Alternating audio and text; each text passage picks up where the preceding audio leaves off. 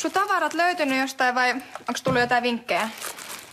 Siis mä sain mun sähköpostiin sellaisen automaattisen ilmoituksen, että se varas on laittanut mun puhelimen päälle. Ai joo. Mä en tiennytkään, että tollaista pystyy jotenkin jäljittämään.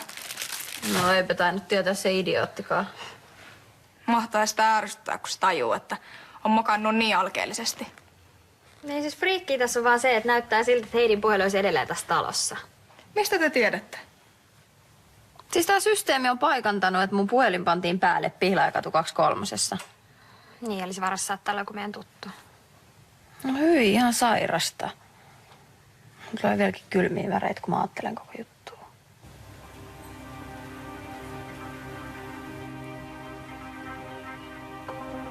Mitä hittoa?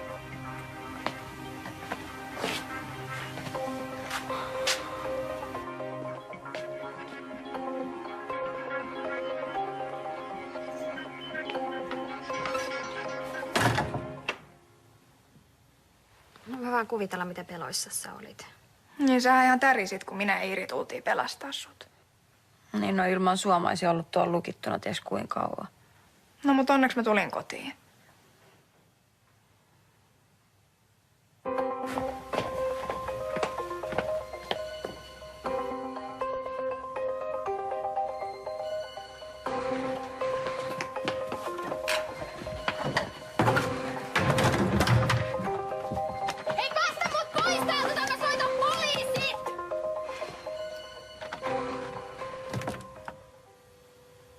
No tärkeintä, että se tyyppi jää pian kiinni.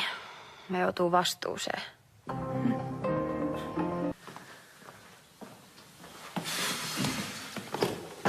No oho, kelle sä oot mennyt oikein oikoa päätäs? No nyt kun kysyt, niin en ole kyllä yhtään kenellekään. Te ette sitä ajatellut kissatappelua. Sori, mä kerroin sitten riidasta noille. No ei se mitään. Me sovittiin jo. Niin kun tuli vähän tärkeämpää ajateltavaa. Saa just tietää, että mun pöllitty puhelin on laitettu päälle tässä talossa. Siis murtautuisiko joku naapureista teille? Mä sanoin, kaikki pettää nykyään. Se on sun avovaimo tai se on sun setäs. Kaikki puukottaa sua selkään. Et se pystyy enää tässä maailmassa luottaa yhtään kehenkään. Et yhtään kehenkään.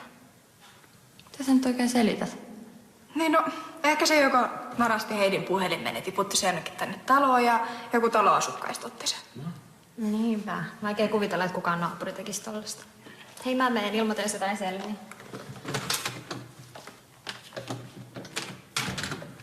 Eipä tarvitse tämän talon potentiaaliset rosvoit hirveän pitkältä. Piks Peppi mukaan sen puhelimen? No just, Peppi vei sen. Sä meinaat Sergeit vai? No ketäpä muutakaan.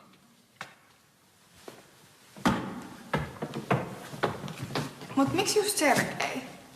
No se on joskus aikaisemmin tehnyt vähän hämärähommia. Mutta se on kyllä muuttunut. Ei se enää tekisi mitään niin tyhmää. Hei, ilmoittakaa mulle heti, jos jotain selvii. Näin teemme. Kiitos käynnistä. Noniin, toi poliisi näyttäisi vihdoin ottavan tosissaan ton murron selvittämiseen. Nyt ne sekkas sen sähköposti-ilmoituksenkin. No mut mahtavaa. Mitäs ne aikoo tehdä? No kai ne eka jututtaa talon asukkaita. Tietty parashan olisi, jos ne kammat löytyisi jonkun kämpästä. Sitten ei ainakaan jäisi mitään epäselvyyttä. No mut toivottavasti nyt jotain sit selvii. No niinpä. Ainakin siellä hyypiöllä kyllä alkaa olemaan nyt aika pahat paikat, kun kytät kiettii sitä.